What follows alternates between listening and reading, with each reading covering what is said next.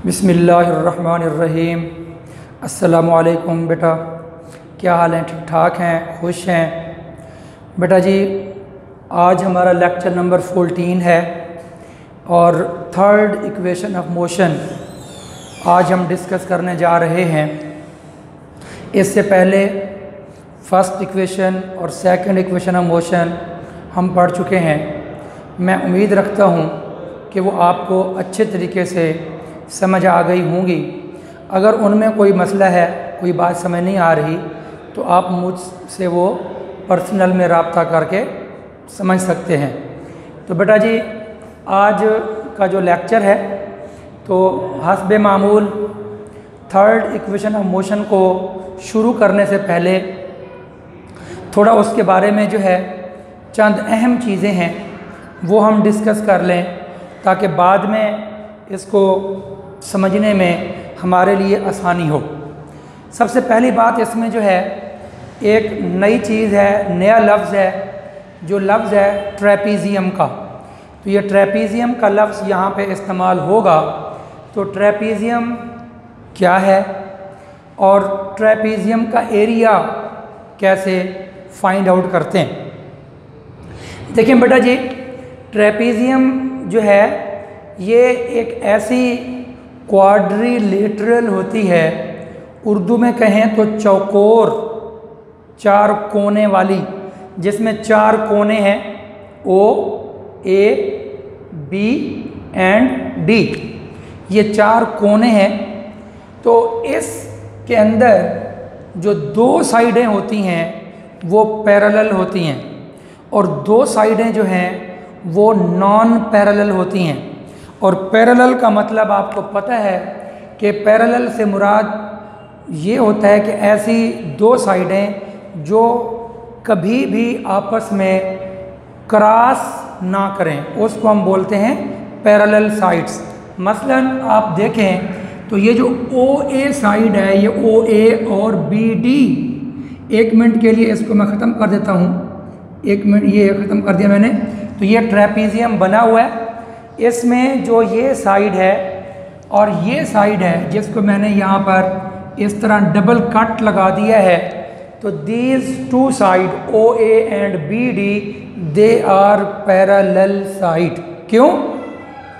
कि इसको अगर हम आगे बढ़ाएं, इसको आगे बढ़ा दें और इसको भी आगे बढ़ाते जाएं और इसको पीछे की तरफ बढ़ाएं, तो गौर करें बेटा, ये पीछे कहीं पर जाकर क्रॉस नहीं करेंगे और ये भी आगे जाकर क्रॉस नहीं करेंगे। तो ऐसी साइड्स जो कभी भी क्रॉस ना करें तो then they are called parallel sides. इसमें जो ये साइड है ए बी और O D, they are non parallel sides. क्यों? कि ये इसको आगे बढ़ाएं, गौर कर लें, इसको आगे बढ़ाएं तो ये तो इधर तो क्रॉस नहीं करेंगे, लेकिन अगर हम इनको पीछे बढ़ाएं, इस तरीके से इस तरह बढ़ा दें और इसको इधर बढ़ाएं, तो ये कहीं ना कहीं यहाँ पर जाकर क्या करेंगे भला? क्रॉस कर जाएंगे। तो जो साइडें ये वाली क्रॉस करेंगी ये पैरेलल नहीं होती, और जो साइडें क्रॉस ना करें they are called parallel sides. तो पैरेलल साइड का कंसेप्ट मैंने आपको दे दिया। उसके बाद जो है, अब ये है एरिया ऑफ ट्रेपीजियम। ये मैथ का एक फार्मूला है कि ट्रेपीजियम का नाम है ओ ए बी डी और ये स्लोप है, तो ये एक्सेलरेशन लिखा हुआ था, एक्सेलरेशन, तो मैंने फ़िलहाल मिटा दिया है। तो यहाँ पर आप देखें ये ओ ए और बी डी, तो यहाँ पर इसका जो फार्मूला होता है मैथ में 1/2 सम ऑफ पैरेलल साइड्स, के पैरेलल साइड को सम कर दें, प्लस कर दें, मल्टीप्लाई बाई हाइट, के हाइट के साथ मल्टीप्लाई करें। तो ये 1/2 है बेटा। अब 1/2 में जो सम ऑफ पैरेलल साइड्स हैं, तो मैंने कहा कि पैरेलल साइड्स ओ ए और बी डी होती हैं, तो इसमें आपकी बुक में तो उसने यूं लिखा हुआ है ओ ए प्लस बी डी, लेकिन मैं आमतौर पर बच्चों से ये कहता हूँ कि भाई ये ओ ए इनिशियल वेलोसिटी थी, इनिशियल वेलोसिटी गुज़िश्ता लेक्चर्स में हम पढ़ चुके हैं, और बी डी जो है वो बी डी फाइनल वेलोसिटी है। तो मैं ये कहता हूँ कि भाई आप यूं किया करें कि यहाँ पर बी डी लिखें पहले और ओ ए लिखें बाद में। ये ज़्यादा बेहतर तरीका है कि बी डी जो बड़ी साइड है वो पहले लिख दें, जो छोटी साइड है वो बाद में लिख लें। बहरहाल ये दोनों हैं पैरेलल। उसके बाद जी मल्टीप्लाई बाय हाइट। हाइट के लिए शर्त होती है कि वो परपेंडिकुलर हो इन दोनों के ऊपर, कि इस साइड पर भी परपेंडिकुलर हो और इस पर भी परपेंडिकुलर हो हाइट। अब गौर करें तो यहाँ पर ये 90 डिग्री का एंगल बन रहा है और ये भी 90 डिग्री का एंगल बन रहा है, जबकि ना तो ये 90 है और ना ही ये 90 है। तो इसको हाइट भी बोलते हैं, एल्टीट्यूड भी बोलते हैं, एल्टीट्यूड। तो एल्टीट्यूड का मतलब यही है कि जो 90 डिग्री हो। तो 90 डिग्री वाली प्रॉपर्टी ए बी के अंदर नहीं है। 90 डिग्री वाली प्रॉपर्टी किस में है बच्चों? ओ डी में है। तो इसलिए यहाँ पे हम किससे मल्टीप्लाई कर देंगे? ओ डी से मल्टीप्लाई कर देंगे। यानी यहाँ पे आपकी बुक में हाइट लिखा हुआ है, तो यहाँ पे हम चाहें तो एल्टीट्यूड भी लिख सकते हैं। तो एल्टीट्यूड आमतौर पर परपेंडिकुलर को बोलते हैं। तो साफ ज़ाहिर है परपेंडिकुलर वही होता है जिसमें 90 डिग्री का एंगल हो। तो बहरहाल ये हमारे पास एरिया ऑफ ट्रेपीजियम है, ये आपको बताना बहुत ज़रूरी था। फिर देख लें कि एरिया ऑफ ट्रेपीजियम कैसे निकालेंगे।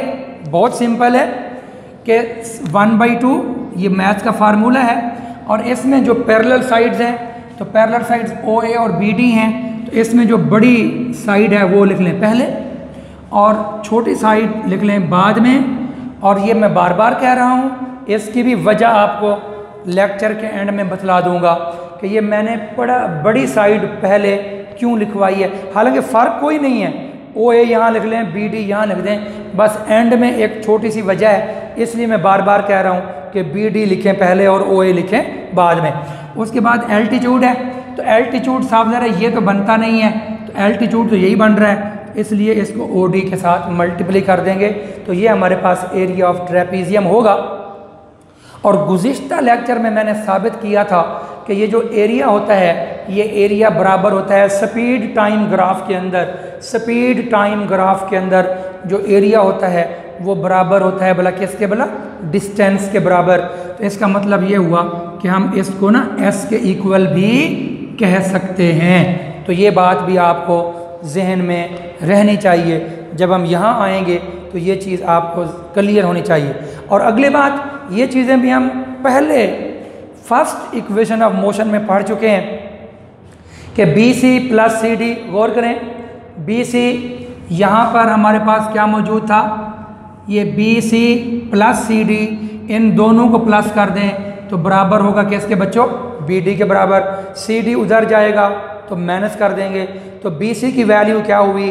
बी डी की वैल्यू क्या थी हमारे पास? V F. ये है बी डी की वैल्यू वी एफ और सी डी की value we I.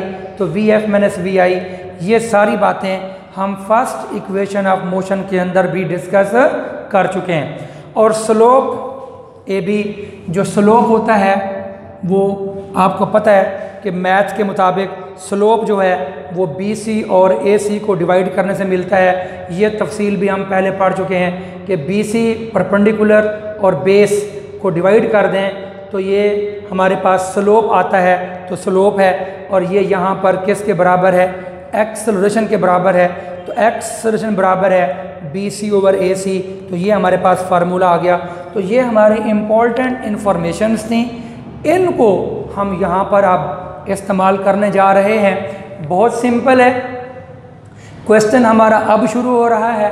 Prove that 2as, ए से मुराद एक्सेलरेशन है, एस से मुराद डिस्टेंस है, फाइनल वेलोसिटी का स्क्वायर माइनस इनिशियल वेलोसिटी का स्क्वायर, ये हमने साबित करना है। उसके बाद जी ये सारा कुछ वही है, यहाँ अंदर हमने एरिया नहीं लिखना।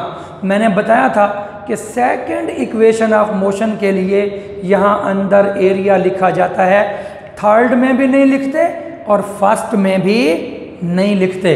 और यहाँ पर BC जो है ये अभी अभी हमने साबित किया है कि VF माइनस VI होता है। इसकी भी तफसील हम गुज़िश्ता अपना जो इक्वेशन फर्स्ट है उसके अंदर पढ़ चुके हैं। बाकी ये वही बात है, O से लेकर D तक टाइम है, OA इनिशियल वेलोसिटी है और OE फाइनल वेलोसिटी है। ये मैंने कहा था कि E का लफ्ज़ जो है आपकी बुक में नहीं लिखा हुआ, बेहतर है कि ये लिख लें। तो इन बातों के बाद ये वही फ़िक्र है, मशहूर ज़माना फ़िक्रा, कॉन्सिडर अ बॉडी मूविंग, ये A तक, ये वो फ़िक्र है जो मैंने कहा था तीनों इक्वेशंस के अंदर लिखना है। और ये वाला जो फ़िक्र है द टोटल डिस्टेंस S, ये जो फ़िक्र है ये इक्वेशन नंबर 1 में तो नहीं आना, लेकिन सेकंड में और थर्ड में ये आ रहा है। और इसका प्रूफ भी हमने देखा था, the total distance S travelled by the body is equal to the total area OABD under the graph. तो जितना ये OABD जो ट्रेपीजियम है इसका जो एरिया होगा वही एरिया किसके बराबर होगा बच्चों, टोटल डिस्टेंस के बराबर होगा। और इसका प्रूफ भी हम सेकंड इक्वेशन में पढ़ चुके हैं कि एरिया जो है वो डिस्टेंस के बराबर होता है। फ्रॉम द ग्राफ, अब ग्राफ से आप देखें OA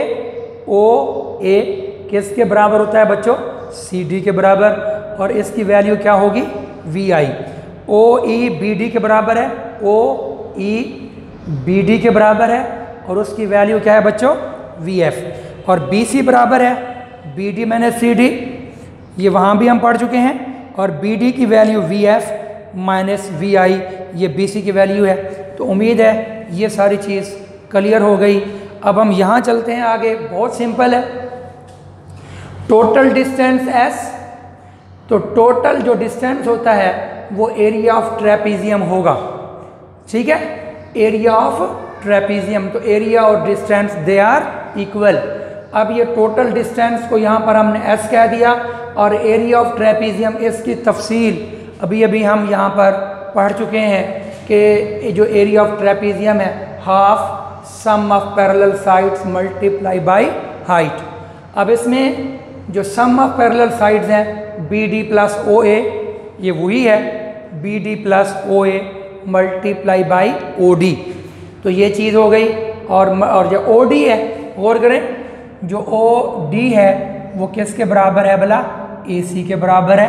तो यहाँ पर OD की जगह पर हमने क्या लगा दिया, AC लगा दिया। अब उसके बाद जी हमारे पास जो हमें बड़ा चाहिए ना, वो चाहिए एक्सेलरेशन। और एक्सेलरेशन बराबर है किसके, एक्सेलरेशन बराबर है BC ओवर AC के बराबर है। तो याद कर लो एक्सेलरेशन बराबर है BC ओवर AC, तो इसलिए यहाँ हमने क्या लिखा हुआ है, multiply by BC over AC to both side. यहाँ पर और यहाँ पर दोनों साइडों पर BC ओवर AC से मल्टीप्लाई कर दें, तो ये यहाँ भी मल्टीप्लाई कर दिया, यहाँ भी मल्टीप्लाई कर दिया, तो एक तीर से दो शिकार हो गए। याद कर लें, जब आप इससे मल्टीप्लाई करेंगे तो एक तीर से दो शिकार होंगे। कैसे, एक तो हमें चाहिए था A एक्सेलरेशन, तो BC ओवर AC, गौर करें BC ओवर AC, तो परपेंडिकुलर और बेस जब ये डिवाइड होते हैं तो स्लोप के बराबर होता है, स्लोप के बराबर। ये चीज़ यहाँ पर लिखी हुई है कि स्लोप बराबर होता है BC ओवर AC, तो BC ओवर AC स्लोप के बराबर हो गया। तो इसलिए एक तो यहाँ हम इसकी जगह पर क्या लगाएंगे बच्चों, एक्सेलरेशन लगा देंगे। तो मैंने कहा एक तीर से दो शिकार। एक फ़ायदा ये हुआ कि ये बन गया एक्सेलरेशन, और यही एक्सेलरेशन यहाँ पर हमें चाहिए था। दूसरा फ़ायदा क्या हुआ, दूसरा फ़ायदा ये हुआ कि ये AC से AC जो है बेटा वो कैंसल हो जाता है। गौर कर लें, ये AC से AC कट जाएगा। तो गोया के BC ओवर AC ने हमें दो फ़ायदे दिए, दो फ़ायदे कि एक तो हमने उससे A लिख दिया और दूसरा AC से AC कट गया और बाकी हमारे पास बच गया BC। और अब आप आए पुट द वैल्यूज़, तो ये वैल्यूज़ जो यहाँ हमारे पास मौजूद हैं, BD की वैल्यू गौर करें VF है, तो BD की वैल्यू VF, OA की वैल्यू VI, ये VI, BC की वैल्यू ये आई हुई है VF माइनस VI, वो यहाँ पे लगा दी। अब मैंने जो शुरू में कहा था लेक्चर के, मैंने कहा था कि ये मैं बड़ी वैल्यू लिख रहा हूँ पहले, तो VF प्लस VI, गौर करें VF प्लस VI और VF माइनस VI, तो ये मैथ का मशहूर ज़माना फार्मूला बन रहा है। और वो फार्मूला ये होता है कि भाई A plus B into A minus B, तो हर बच्चे को पता है कि वो बराबर किसके होता है भला, A square minus B square. तो यहाँ पर प्लस और यहाँ पर माइनस, तो जो चीज़ यहाँ हो वही चीज़ यहाँ होनी चाहिए। तो साफ ज़ाहिर है यहाँ पर आप देखें ये VF माइनस VI है, तो ये VF पहले है तो इधर भी VF पहले होना चाहिए। तो ये एक तरतीब बन जाती है, बाकी तो कोई ख़ास फ़र्क नहीं है। तो VF प्लस VI, गोया के ये A प्लस B है और ये A माइनस B है। तो फार्मूले के मुताबिक क्या बन गया, A square minus B square. तो इस तरह हमारे पास रिज़ल्ट आया VF square minus VI square, और ये बराबर है किसके, 2AS के बराबर है। और इस तरह जो है थर्ड इक्वेशन ऑफ मोशन जो है वो बिल्कुल कंप्लीट हो चुकी है। उम्मीद है आपको बहुत अच्छे तरीके से समझ आ गई होगी बात। अगर इसमें फिर कोई मसला बन रहा हो तो आप मुझसे जो है वो डिस्कस कर सकते हैं। फ़ी अमानिल्लाह, दूसरों का ख्याल रखिएगा, अपना भी ख्याल रखिएगा, मगर दूसरों का ज़्यादा ख्याल रखिएगा। फ़ी अमानिल्लाह, अस्सलामु अलैकुम वरहमतुल्लाहि व बरकातुहू।